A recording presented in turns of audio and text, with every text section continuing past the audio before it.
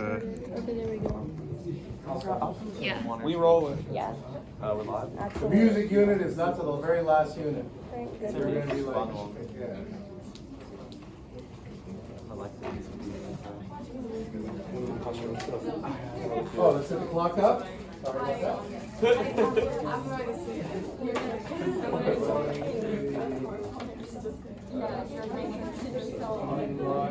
I've been fighting this way way. It's been so boring since listening to it.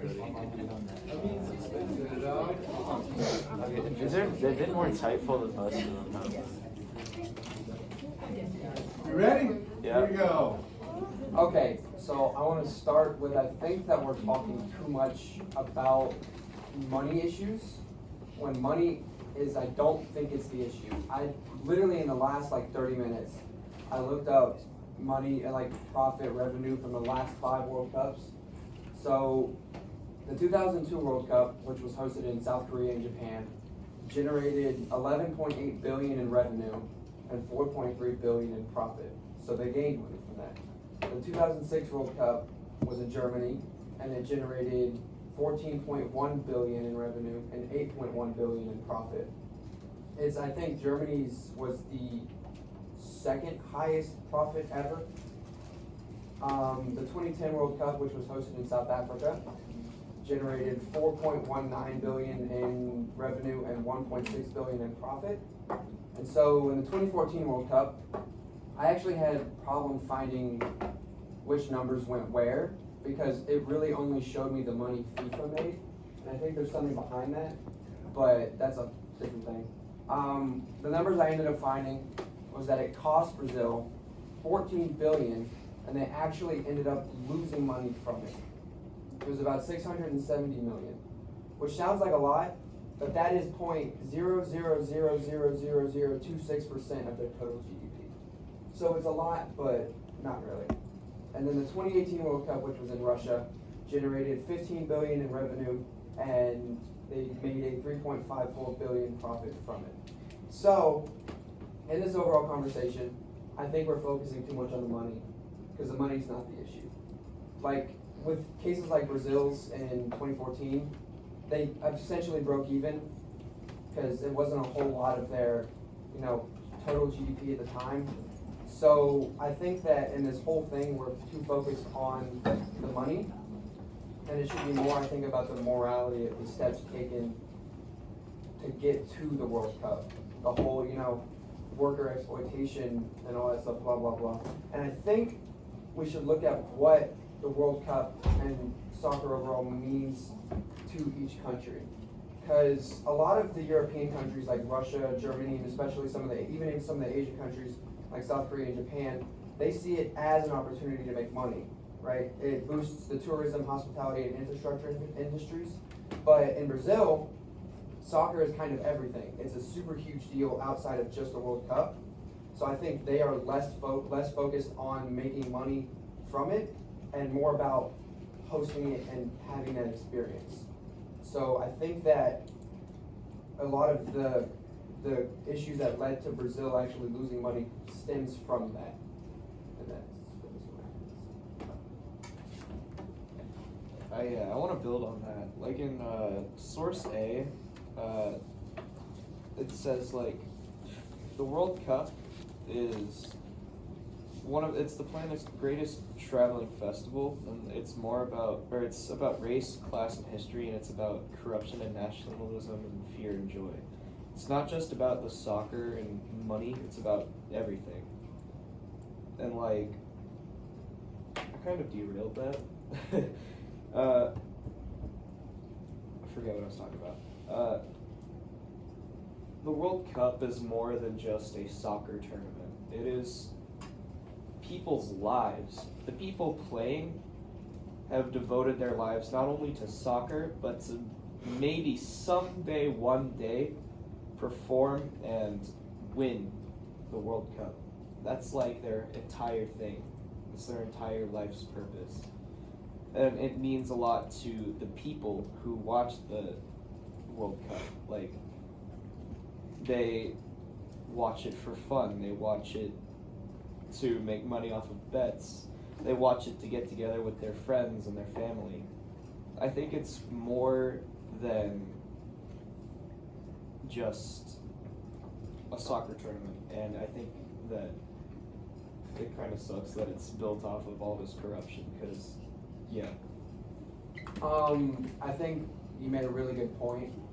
Taking a step back from the whole like national perspective, or like the whole country overall, looking at the passage we had about, I think, the person from Iceland, the whole passage was really centered about the whole sense of family and, you know, interpersonal unity that the event created. It was less about, the passage was less about, you know, the actual World Cup and more about the experience that the author had because of it.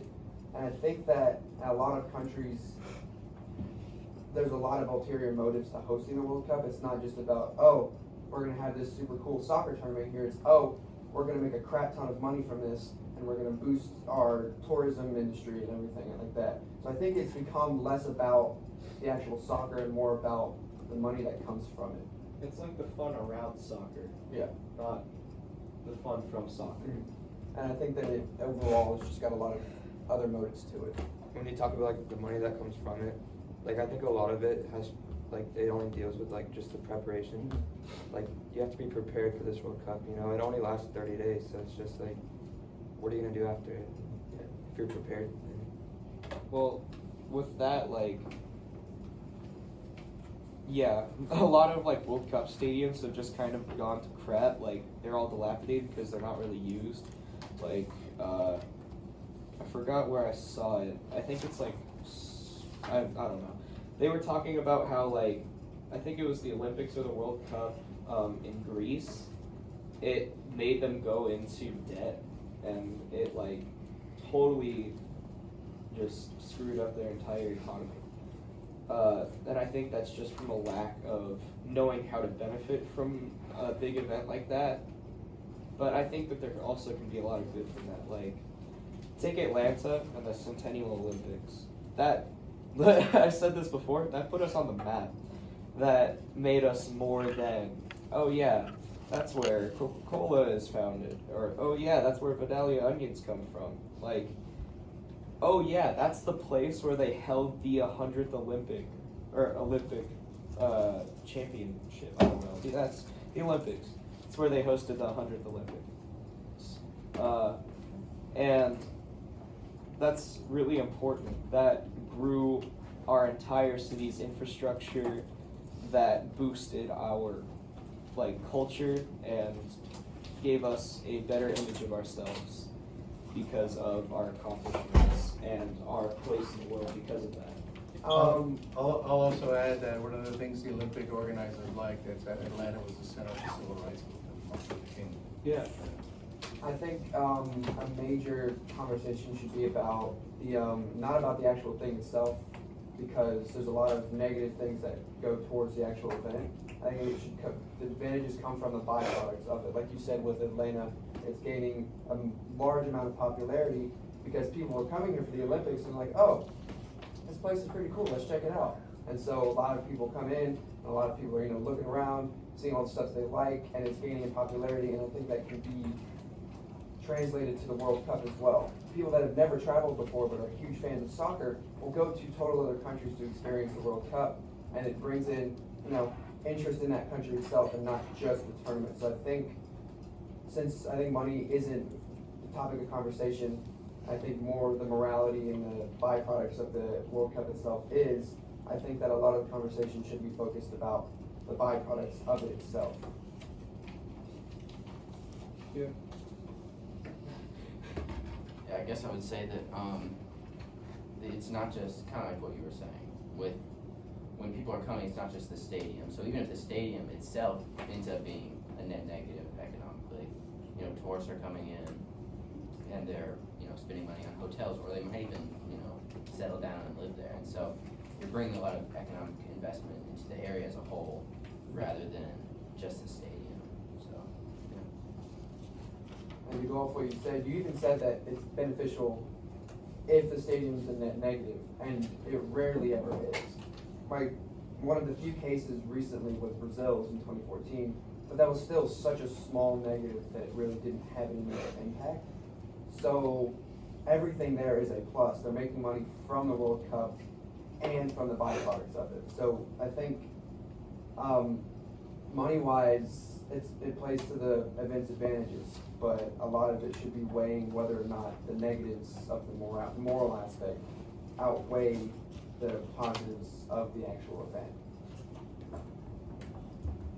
This is a lot of back and forth, but I think that, there's a lot of positives, but the World Cup is a double-edged sword. We can't just turn a blind eye to the people who have suffered because of the World Cup, and we can't just forget about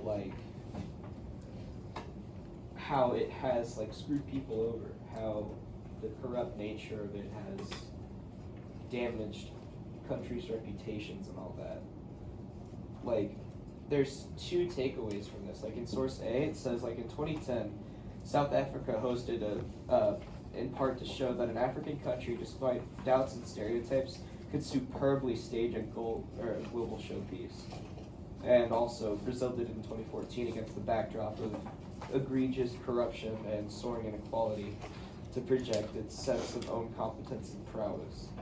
And I think that comes from country's lack of ability to deal with itself, plus the cherry on top being all of this press and attention. Every country wants the attention.